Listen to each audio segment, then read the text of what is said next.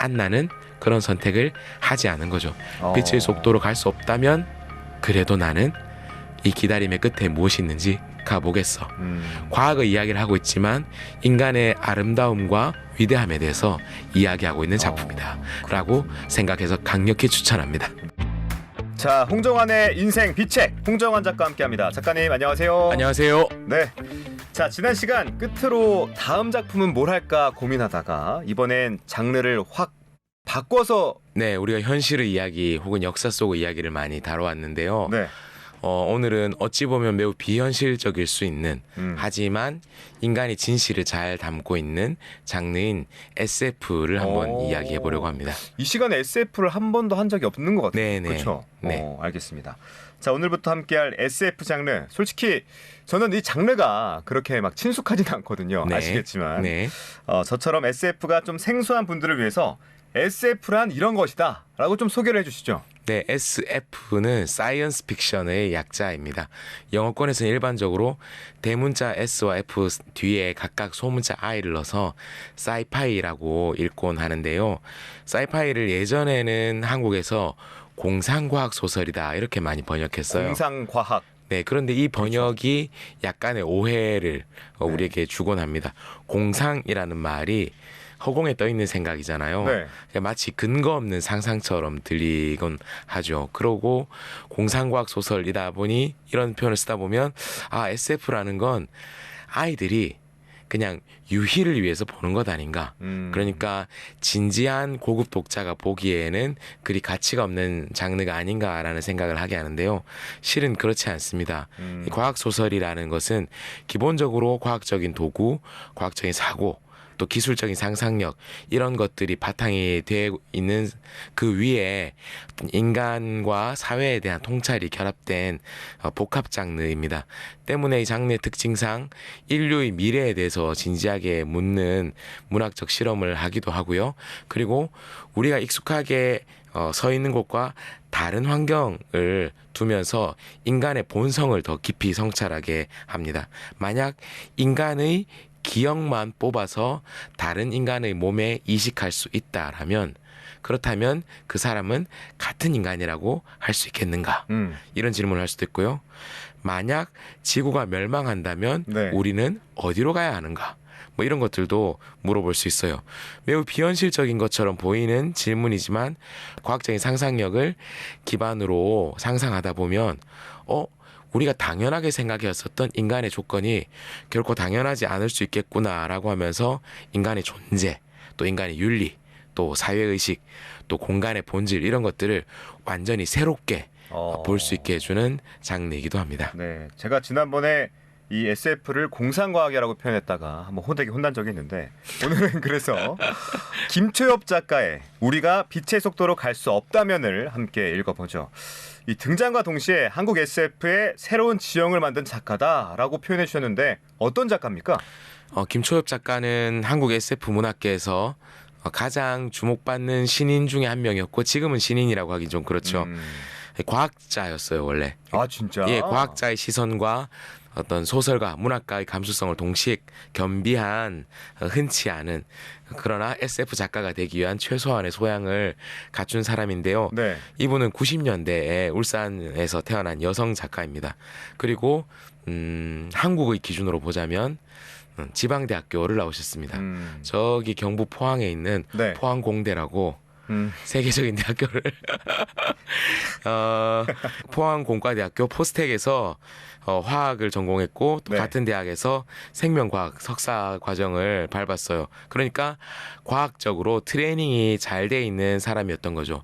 그러던 중에 이분이 연구를 그만두고 글쓰기를 통해서 과학과 인간의 삶을 잇는 대단하다. 작업을 시작하게 되었죠. 네. 이런 이력을 가지고 있기 때문에 과학적인 정밀함 혹은 과학적인 도구를 허투루 쓰지 않는 면이 분명히 보입니다. 그리고 동시에 인간에 대한 따뜻한 통찰이 공존하는 보기 드문 작가이지요. 네. 자, 그러면 작품 이야기로 들어가 보죠, 작가님.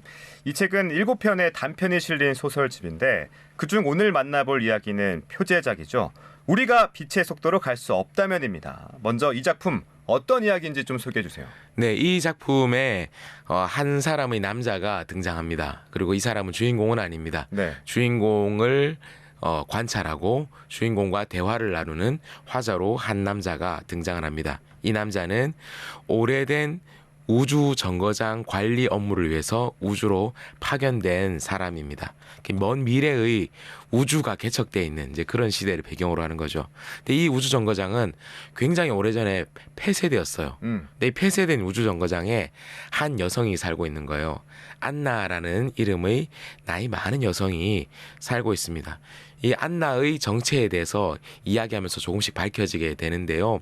이 부분에서 이 작품에 대한 심각한 스포일러가 포함되어 있습니다. 만약 저는 이 작품을 읽을 생각이 없으니 그냥 듣겠습니다 하시는 분은 계속 들으시고요. 네. 아니야, 난 직접 읽어보겠어. 이 반전을 내가 다른 사람에 의해 알고 싶지 않아 하시는 분은 이 방송을 멈추시고 책을 먼저 읽고 돌아오시면 됩니다. 네, 청취자 여러분, 저희는 분명히 말했습니다. 스포일러가 있으니까 만약에 책을 읽으실 거면 잠깐 멈추셔도 좋을 것 같아요. 네, 그렇습니다. 네. 자, 그러면 시작해 보시죠. 돌아오셨죠? 가보시죠. 네, 이 여성은 원래 과학자였습니다. 과학자인데 어떤 분야를 연구했었냐면 딥 프리징, 깊은 냉동이라고 할까요? 냉동인간 관련 기술 중에 핵심 기술을 연구하는 과학자였습니다. 안나라는 분이. 네. 어떤 부분이 필요했었냐면 네. 냉동인간을 만들기 위해서는 몸에 체액을 부동액으로 교체할 필요가 있어요. 이후에 조금 더 말씀드릴 기회가 있을지 모르겠는데 우리가 생수병 같은 걸 꽉 잠궈서 물을 가득 넣고 꽉 잠궈서 여름에 냉동실에 얼리려고 넣어두면 다음날 어떻게 됩니까? 이게 팽창해 있죠. 그렇죠. 네. 이 물보다 고체가 된 얼음의 그렇지. 부피가 커지기 커지지. 때문에 생수병이 심할 땐 터지기도 하고 맞아요. 아니면 빵빵하게 부풀어 있는 것을 흔히 볼 수 있습니다. 근데 인간을 냉동한다고 생각해 보세요. 그러면 인간의 몸의 대부분이 물로 돼 있잖아요. 수분이지 않습니까? 그럼 세포 안에 있었던 수분이 결정화되고 팽창하면서 세포가 파괴될 수 있겠죠. 그렇겠네. 그러면 냉동은 했지만 해동했을 때 살아있는 인간이 될 수 없죠. 없다는 거죠. 그래서 냉동인간 기술의 굉장히 중요한 부분이 뭐냐면 인간의 체액을 얼지 않는 부동액으로 교체하는 거예요. 그걸 연구하는 네. 과학자였습니다. 그런데 이 안나라는 여성은 지금 혼자 있어요. 원래는 가족이 있었습니다. 우주 개척 시대에 자원이 풍부하고 새로운 개척자들이 아주 선호하는 슬램포니아라는 행성이 있었어요. 그곳에 가족들이 일종의 이민을 가게 된 거죠. 근데 이 안나는 이 기술을 연구하는 핵심 과학자였어요. 왜냐? 그 당시에 긴 장거리 우주여행을 하려면 지금도 우리가 영화나 소설에서 종종 보는데요. 오랜 시간 동안 사람들이 갈 때 사람들을 얼려놓잖아요. 냉동해서 자, 아침에 출발합니다. 안녕히 주무세요 하면 딱 자고는 눈 뜨면 내일 도착이군. 근데 실은 수년이 지나가 있는 네. 그런 설정이 굉장히 일반적이잖아요. 그것을 위해서는 이 안나의 연구가 완성돼야 되는 거예요. 근데 아직 연구가 완성되지 않았던 거죠. 그래서 거의 다 끝나가니까 가족들에게 먼저 가세요. 자, 이거 끝내고 갈게요. 라고 했던 거예요.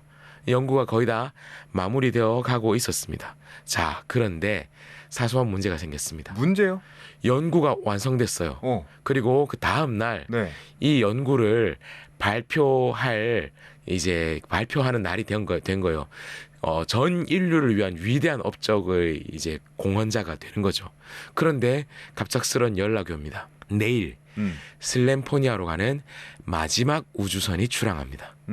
이 우주선을 끝으로 더 이상 슬램포니아로는 우주선을 운행하지 않습니다. 왜냐하면 우주여행의 패러다임이 바뀌게 된 거예요. 그 전에는 슬램포니아로 가는 우주선을 쭉 운행했었는데 새로운 패러다임이 개척되면서 이제 더 이상 그쪽으로 우주선을 보내지 않게 되는 사연이 생긴 거예요. 한나가 고민합니다. 가족을 만나려면 발표를 하지 말고 가야 되는 거예요. 그런데 인류를 위해서도 위대한 업적이고 과학자 개인에게도 어마어마한 영광의 순간이잖아요. 어떻게 할 건가 고민하다가 발표 내용을 좀 줄이는 거예요. 발표 내용을 줄여서 최대한 단축해서 빨리 끝내고 우주선을 타러 가자라고 생각했습니다. 두 마리 토끼를 잡겠다. 네. 그런데 인생이 계획대로 되지 않죠. 그렇지. 발표는 어찌어찌 끝냈습니다. 근데 너무 엄청난 업적이잖아요. 네. 그러면 우리 구간아님께서 계신 이 언론사의 특성상 그런 훌륭한 분을 그냥 내버려 두겠습니까? 질문하고 그렇죠. 인터뷰하고 한 말씀 해주세요. 한 말씀 해주세요. 인터뷰를 해야 되는 거예요. 그래서 이분이 우주선을 놓쳐요? 놓치게 됩니다. 아이고야. 그리고 가족들이 가 있는 행성으로 갈 방법이 없어지게 됩니다. 와. 티켓을 한 장 받긴 합니다.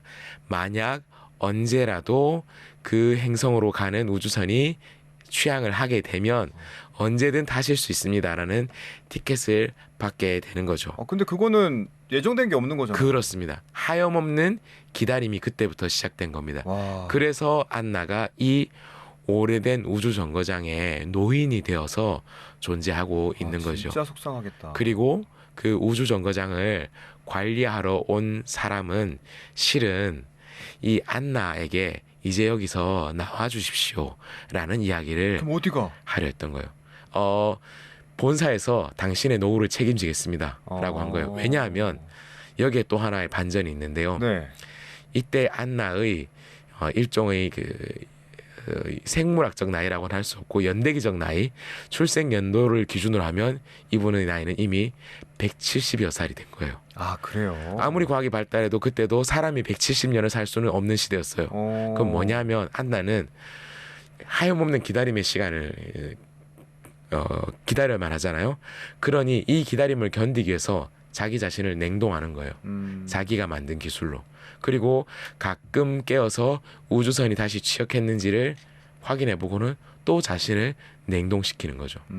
그렇게 오랜 시간이 100여 년의 시간이 흘렀고 그 사이에 이제 이 회사에서는 이쪽의 항로의 우주선을 아예 안 한다라는 것은 너무나 분명하게 확정되었고 이 우주정거장도 진작에 철거했어야 되는 거예요.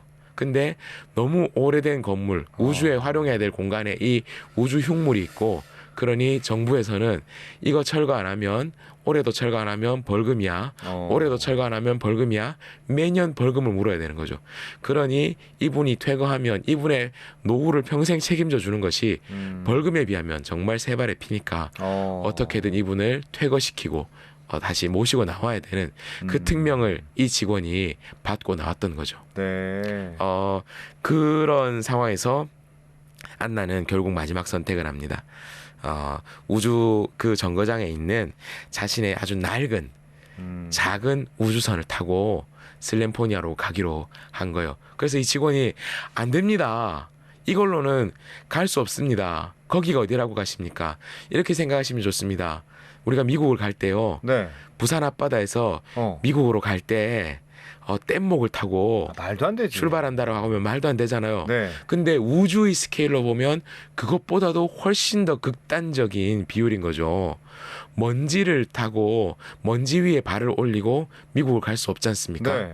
그거보다 더한 시도를 안나가 하겠다고 하고 이 직원 이걸 말려야 되는 거예요. 왜냐하면 이걸 그냥 놔두면 자기도 이걸 방조하게 되는 거거든요. 그리고 우주 공간에 일종의 그분이 그 표류를 하거나 침몰하게 되어서 우주 쓰레기가 되면 그 우주 미아가 되거나 이 우주선이 우주 폐기물로 존재하게 되면 다른 우주선이나 이런 구조물들의 항해에 심각한 장애를 초래할 수도 있기 때문에 이런 것들의 발생을 엄격하게 법으로 금지하고 있는 거예요. 이 사람이 자기도 처벌받을 수 있는 순간이기 때문에 어떻게든 이걸 막아야 되고 막을 수도 있었지만 이 사람이 끝내 그를 막지 않고 안나의 가는 길을 지켜보게 되는 것으로. 그래서 셔틀이 광대한 우주 속으로 천천히 아주 천천히 사라져 가는 것으로 이야기가 마무리가 됩니다. 그렇군요. 인류를 위해서 이제 과학 기술을 발명했지만 본인 스스로를 냉동해야 했던 본인 삶만큼은 좀 행복하지 못했던 안나이지 않나라는 생각이 듭니다. 자, 워프, 웜홀, 안티프리저 같은 과학적 설정들이 이야기를 끌고 가는 주요 장치라고 들었어요. 네. 맞습니까? 네. 과학 소설이라고 말씀드렸잖아요. SF. 사이파이가 과학 소설이라고 했을 때 굉장히 진지한 과학 소설 혹은 정통파 과학 소설 있고요. 네. 과학 소설의 외피를 쓰고 있지만 실은 과학 소설이라고 부르지 않아도 되는 것들도 있습니다. 예를 들면 우리가 대중적으로 잘 알고 있는 유명한 액션 활극 중에 과학적인 요소들을 많이 차용하고 있는 작품들은 사실 그 작품을 중세 서양의 어디 혹은 고대 중국의 어디로 옮겨 넣어도 아무 문제가 되지 않는 이야기 구조를 갖고 있는 것들도 있습니다. 그런 것들을 소프트 SF라고 불러요. 근데 그 소프트 SF가 있으면 하드 SF가 있겠죠. 과학적인 설정 그 자체가 이야기의 발생과 전개 중요한 정도가 아니라 필연적인 역할을 하는 장르를 본격 과학소설 하드 SF라고 합니다. 김초엽의 작품은 장르를 딱히 구분하기 힘들지만 그런 네. 면에서 하드 SF적인 성격을 갖고 있는데요. 분류하자면 네, 원래 슬램포니아로 가던 우주선이 취역을 더 이상 못하게 됐다고 했잖아요. 네, 네. 우주 여행의 패러다임이 바뀌게 되는 것이 굉장히 중요하게 등장합니다. 처음에는 워프 드라이브, 워프 항법으로 우주를 여행을 했었어요. 스타트랙 같은 SF 드라마에 익숙하신 분들은 워프 이런 말이 귀에 익숙하실 텐데요.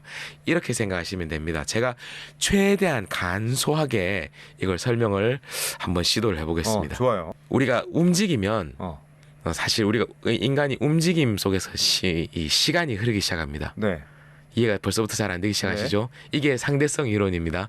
자, 그래서 우주선이 빛의 속도로 움직일 수는 없어요. 빛보다 빠르게 움직일 수는 없어요.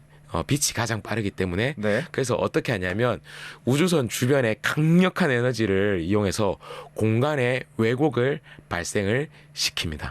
그리고 공간의 왜곡을 발생시키면 이 공간 안에 있는 우주선 안에는 시간이 흐르지 않습니다. 정지되어 있습니다. 마치 냉동인간 혹은 잠자는 사람이 외부의 시간의 흐름을 느끼지 못하는 것처럼.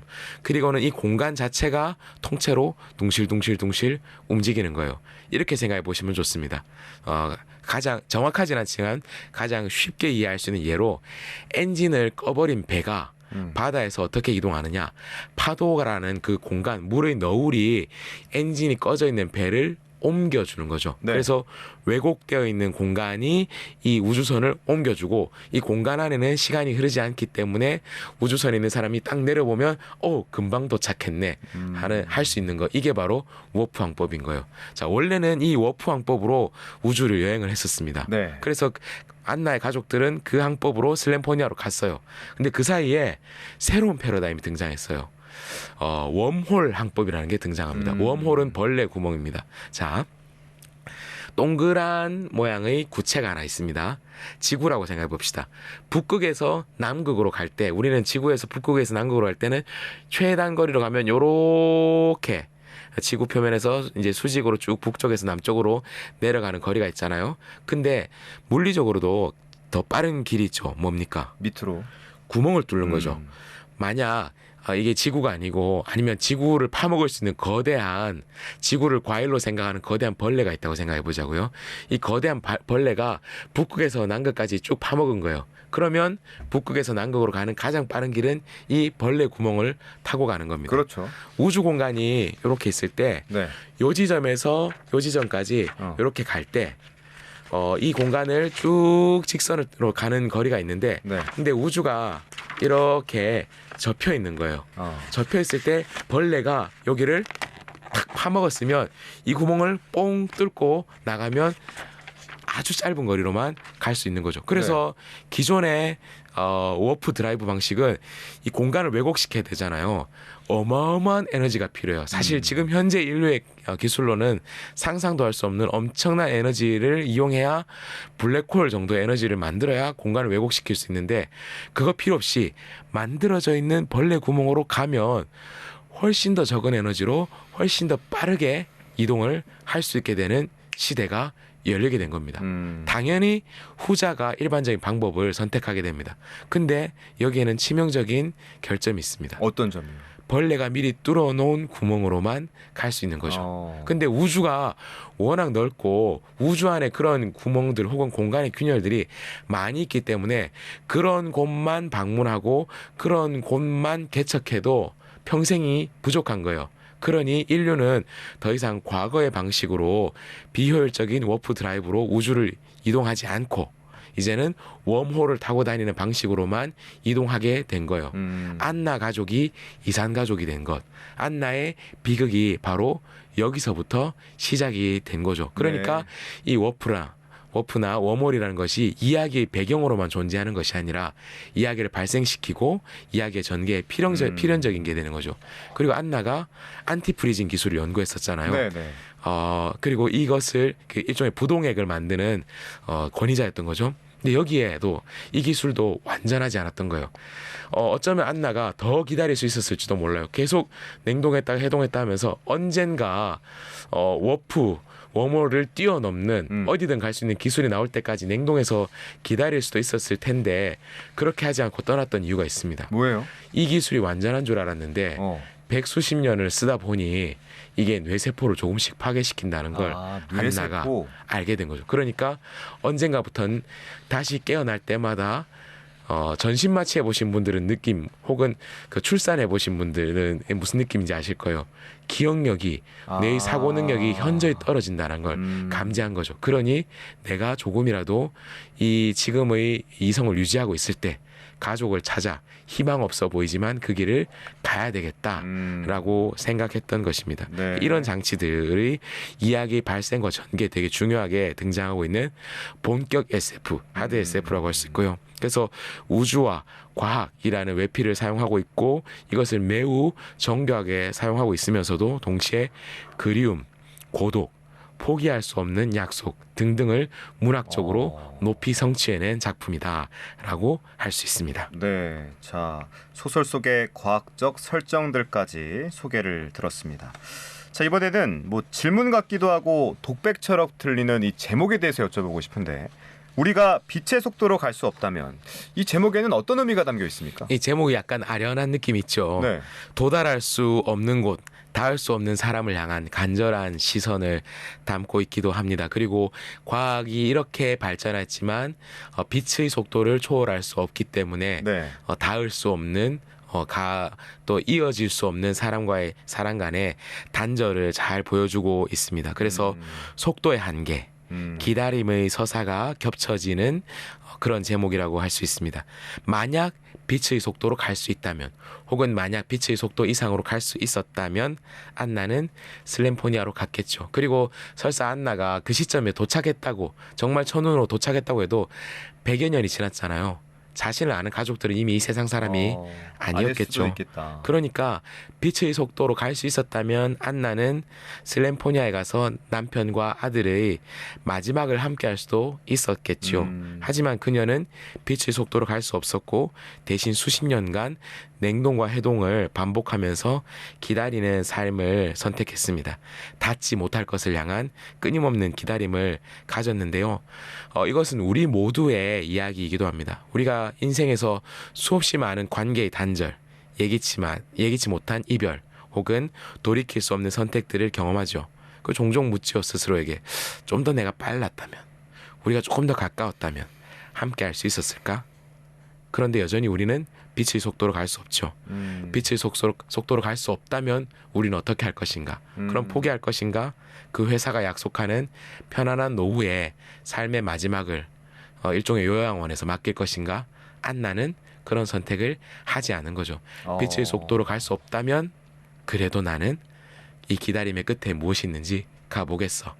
과학의 이야기를 하고 있지만 인간의 아름다움과 위대함에 대해서 이야기하고 있는 작품이다 라고 생각해서 강력히 추천합니다. 네. 자, 그럼 다음 시간에는 어떤 이야기로 좀 꾸며볼까요? 김초엽 작가의 작품을 다 소개하는 건 예의가 아닌 것 같아서 한 작품만 더 소개하려고 합니다. 이 단편집 안에 관내분실이라는 작품이 있어요. 관내분실? 네, 잃어버렸다. 관내분실이라는 작품을 하나 더 소개하려고 합니다. 네, 김초엽 작가를 좋아하시는 청취자라면 한번 읽고 저희 방송을 들어도 좋을 것 같습니다. 그렇죠? 네. 알겠습니다. 자, 오늘 인생비책 여기까지 듣겠습니다. 지금까지 인생비책의 홍정환 작가와 함께했습니다. 작가님 오늘 말씀 고맙습니다. 고맙습니다.